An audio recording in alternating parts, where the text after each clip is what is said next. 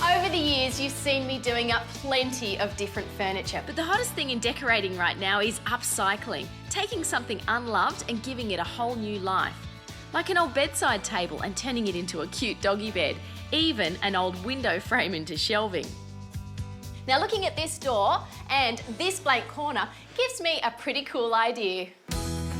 So what I have planned for that bare little corner is a tall shelving unit to make the most of the available space, and made from, of all things, a door. Now I was lucky enough to find a door in the same sort of style as those existing in the house already. Now for this project you'll need a nice solid door. You can usually tell they'll be pretty heavy and also solid when you knock them. This one was a bargain at just $35. Now this shelving unit needs to wrap neatly around the corner, so I actually need to cut this door in half. Now to make sure that both of the uprights are exactly the same measurement, one of the sides needs to be 40 mils longer than the other. That allows for the thickness of the door. Now before you saw, clamp down a spare bit of timber, allowing for the width of the saw guide. This is called a straight edge, and basically it means the saw can go all the way down in one clean sweep.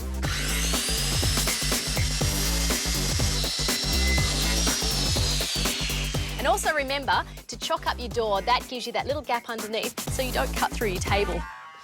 Righty-ho. Well, you can see how this is all going to start coming together. But before I screw it off, I want to remove the existing door hardware. That way I can sand everything while it's nice and flat.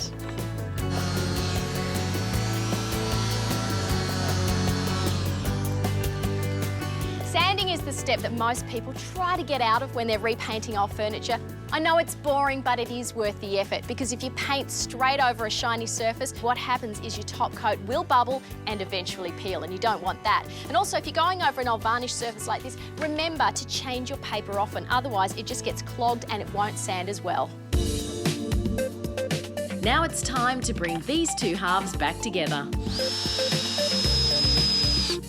The main frame is up and looking good, so it's time to create the shelves. I could really cheat and just go for triangular shelves, but by having a little curve at the front gives us more shelf space. So I've picked up a sheet of 18mm ply from the hardware. You can grab something like this for around $25 a sheet.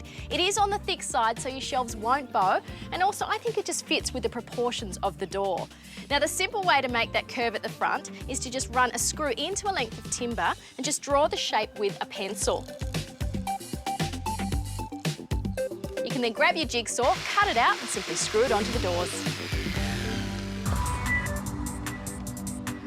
I've already pre-drilled some holes. Now when you're placing your shelves, just think about what you actually want to store. Down the bottom here I've got taller items, so these shelves are further apart, and up the top I'm putting them closer together just to store all of those smaller knickknacks.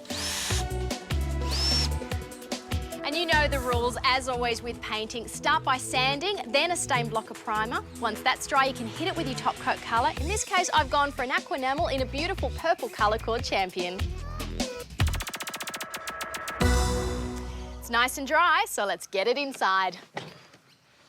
And let's not forget, this did start out life as a door, so it's back on with the door furniture, adds a fun little twist. How is this for a completely unique piece of furniture? Your friends will never believe it actually started out life as a real door.